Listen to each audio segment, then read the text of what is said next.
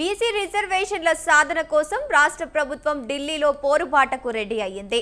విద్య, ఉద్యోగాలు, స్థానిక సంస్థల బీసీలకు 42% రిజర్వేషన్లు కల్పించే బిల్లులతో పాటు పంచాయతీరాజు చట్ట సవరణకు తెచ్చిన ఆర్డినెన్స్ బిల్లు కూడా రాష్ట్రపతి వద్ద పెండింగ్ లో ఉండటంతో వాటి ఆమోదం కోసం కేంద్రంపై ఒత్తిడి తెచ్చేందుకు నేటి నుంచి 3 రోజుల పాటు వివిధ రూపాల్లో నిరసనలు తెలపనుంది.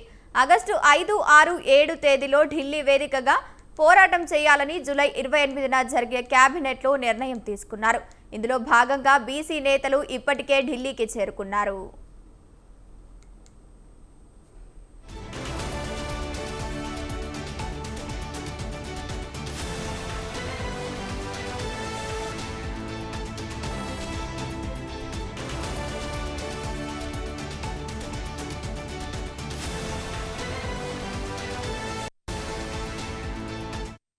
పార్లమెంటు సమావేశాలు జరుగుతున్నందున బీసీ బిల్లుల ఆమోదం కోసం ఇవాళ పార్లమెంటులో కాంగ్రెస్ ఎంపీలు వాయిదా తీర్మానం ఇవ్వనున్నారు.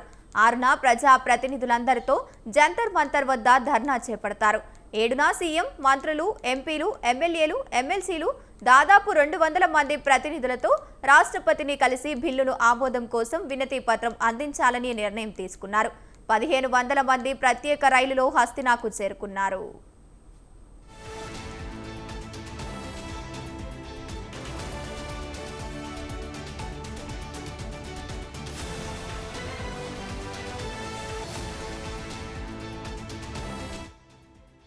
కాంగ్రెస్ రాష్ట్ర వ్యవహారాల ఇన్ఛార్జ్ మీనాక్షి నటరాజన్ నాగ్పూర్ వరకు వెళ్లారు.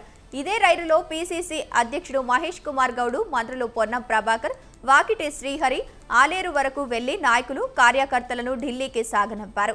అనంతరం పీసీసీ అధ్యక్షుడు మహేష్ కుమార్ గౌడ్, బీసీ మంత్రులు పొన్నం ప్రభాకర్, వాకిటి శ్రీహరి, బీసీ ఎమ్మెల్యేలు, ఎమ్మెల్సీలు, ఎంపీలు, మాజీ ప్రజా ప్రతినిధులు, పీసీసీ కార్యవర్గంలో ముఖ్య నేతలు కొందరు విమానాల్లో ఢిల్లీ చేరుకోగా మరికొందరు ఇవాళ బయలుదేరేందుకు ఏర్పాట్లు చేసుకున్నారు.